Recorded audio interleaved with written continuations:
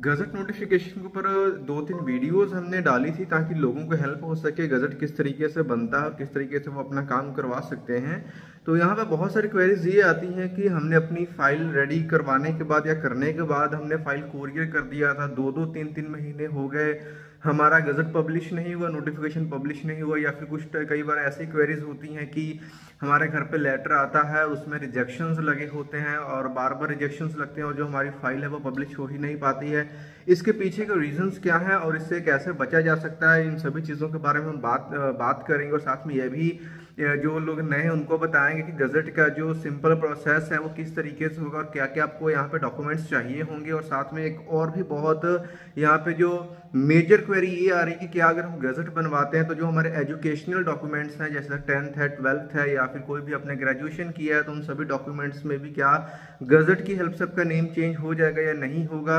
बहुत बार उन लोगों ने ट्राई भी किया लेकिन उनको मना कर दिया जाता है कि गज़ट से आपके एजुकेशनल डॉक्यूमेंट्स में नेम चेंज नहीं होगा। तो क्या प्रोसेस है अगर आपको एजुकेशनल डॉक्यूमेंट्स में भी नेम चेंज करवाना होगा, सारी इन्फॉर्मेशन आपको इस वीडियो में मिलेगी। तो चलिए स्टार्ट करते हैं। सबसे पहले बात कर लेते हैं गज़ट में रिजेक्शन क्यों आती है, फाइलें पब्लिश क्यों नहीं, नोटिफिकेशन में क्यों नहीं नाम आता उनका। उसको पहले पहुंचने तक एक थोड़ा सा पहले बेसिक जान लेते हैं कि प्रोसेस क्या रहता है। गज़ट की जो फाइल बनती है इसमें सबसे पहले तो आपको क्या करना होता है, नेम चेंज का यहाँ पे एक एफिडेविट देना होता है। उसके बाद में आपके यहाँ पे 2 आईडी प्रूफ लगते हैं जो कि आपके पुराने नाम से होने चाहिए। नेम चेंज का रीज़न मेंशन करना होता है एफिडेविट के अंदर। उसके बाद यहाँ पे आपको पासपोर्ट साइज़ की फ़ोटोज़ लगती हैं। उसके बाद में यहाँ पे न्यूज़पेपर में ऐड देनी होती है, उसका मैटर यहाँ पे लगता है। न्यूज़पेपर में ऐड देने के बाद एफिडेविट बनने के बाद फिर जो मैटर होता है वो सीडी में डाला जाता है, जो कि आपके गज़ट नोटिफिकेशन में पब्लिश होना होता है वो मैटर सीडी में डाल करके बनाया जाता है। और साथ में एक यहाँ पे सर्टिफिकेट भी लगता है कि नेम चेंज करवाने का जो रीज़न उसके नीचे सर्टिफाई करते हैं कि ये एक रीज़न है।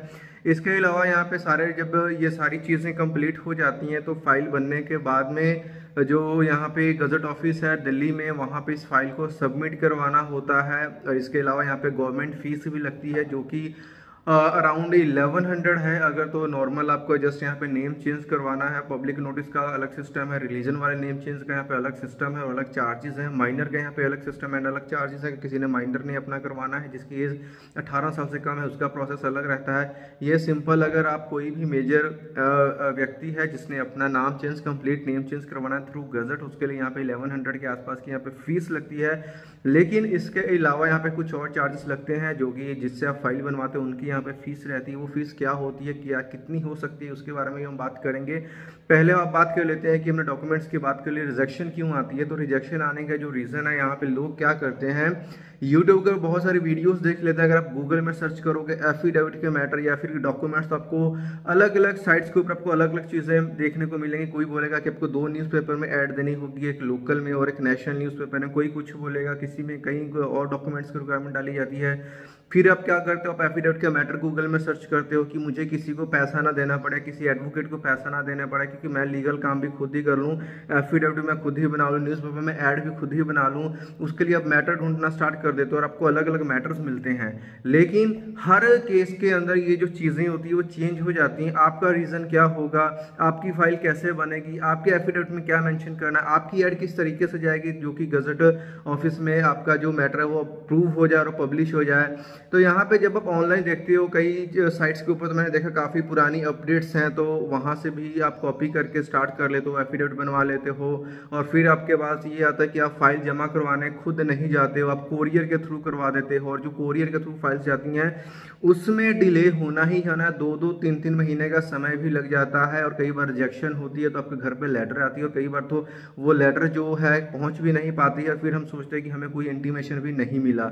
इन सब चीज़ों से बचने का क्या तरीका है, देखिए आप एजुकेटेड हो सकते हो लेकिन हर फील्ड के लिए जो एक्सपर्टाइज है वो आप में नहीं होगी, क्योंकि जब ये फाइल बनती है काम बहुत कम्प्लेक्स है। इतना ये काम सिंपल नहीं जितना आपको सुनने में लगता है। तो यहाँ पे जो फाइल बनती है आप किसी भी ऑथोराइज्ड या फिर कोई भी ऐसे जेन्युइन पर्सन से ही बनवाए जो कि इस टाइप के काम करते हो। वैसे तो इस काम के लिए अगर आप किसी एडवोकेट से काम करवाते हो तो आपके रिजेक्शन के चांसेस खत्म हो जाते हैं, क्योंकि सही मायने में जो फाइल आपको प्रिपेयर करके देगा वो एडवोकेट ही होगा जिसको पता होता है कि एफिडेविट किस तरीके से बनता है, न्यूज़पेपर में क्या मैटर जाएगा, तो आप नो डाउट उसके लिए आपको चार्जेस पे करने पड़ते हैं, लेकिन उन्हीं चार्जेस को बचाने के चक्कर में लोग अपना दिमाग लगाते हैं, ऑनलाइन मैटर को उठाते हैं, कॉपी पेस्ट करते हैं, उसमें एडिटिंग करते हैं, फाइल टाइप करके रेडी करके लेकर के या तो खुद भी जमा करवाते हैं, या फिर क्या करते हैं, कई बार तो अगर आप लेकर के जाते हो तो वहीं पर रिजेक्शन लग जाती है, आपको डॉक्यूमेंट में कमी होती है या मैटर नहीं सही होता तो वहीं से भी आपको लौट करके आना पड़ता है। तो इसके लिए जो मैं सजेस्ट करूंगा कि आप किसी भी एडवोकेट की हेल्प ले लें,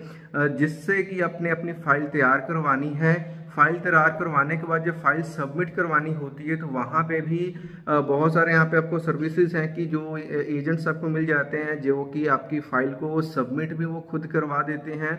जैसे कि अब मान लो आप कोरियर कर रहे हो तो कोरियर ना करके वो व्यक्ति बाय हैंड आपकी फाइल लेकर के जाएगा, और इसका जो पूरा प्रोसेस अगर आप किसी से सही तरीके से करवाते हो तो 25 से 30 दिन का टाइम लगता है। जो हमारे पास यहाँ पे क्लाइंट्स आते हैं उनको हम यहाँ पे 35 डेज का टाइम देते हैं, तो 35 डेज के अंदर अंदर जो उनका नेम है, जो नोटिफिकेशन है वो गजट में पब्लिश हो जाता है। कोई भी दिक्कत नहीं आता है, कोई भी रिजेक्शन नहीं आती, क्योंकि हम प्रॉपर जो हम फाइल को रेडी करते हैं।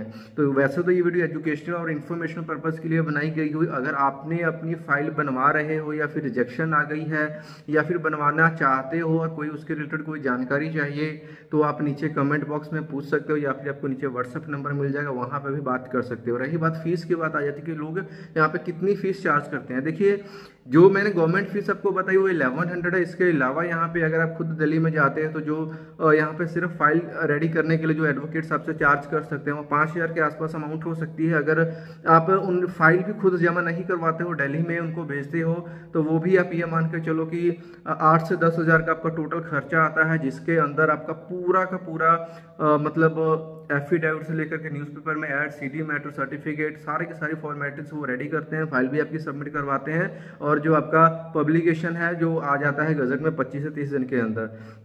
तो ये जो फीस है वो डिपेंड हो सकती है कि डिपेंड करती है अलग अलग एडवोकेट्स के हिसाब से, ये ऊपर नीचे भी हो सकती है।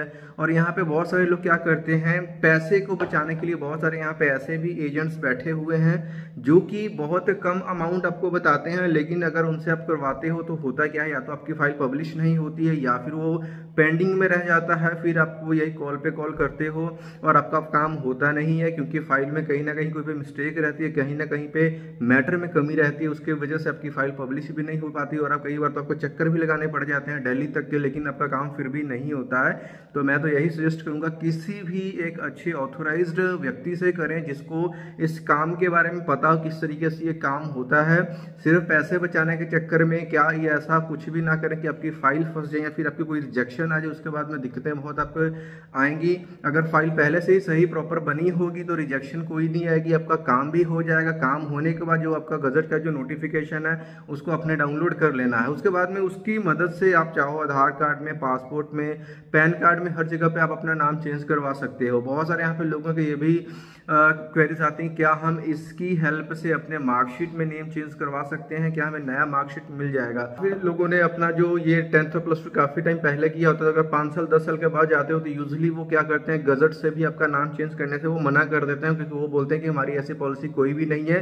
अगर आप 3 साल के अंदर आते तो हम कर देते, या फिर कोई भी वो आपको प्रोसेस बता देते हैं। अगर तो वो कर रहे हैं तो ठीक है, अगर नहीं कर रहे हैं तो इसके बाद आपके पास एक ऑप्शन होता है कि गजट तो आपको बनवाना ही है। गजट तो आपका ये प्रूफ है कि आपने जो भी लीगल फॉर्मेलिटीज है वो कंप्लीट कर ली हैं।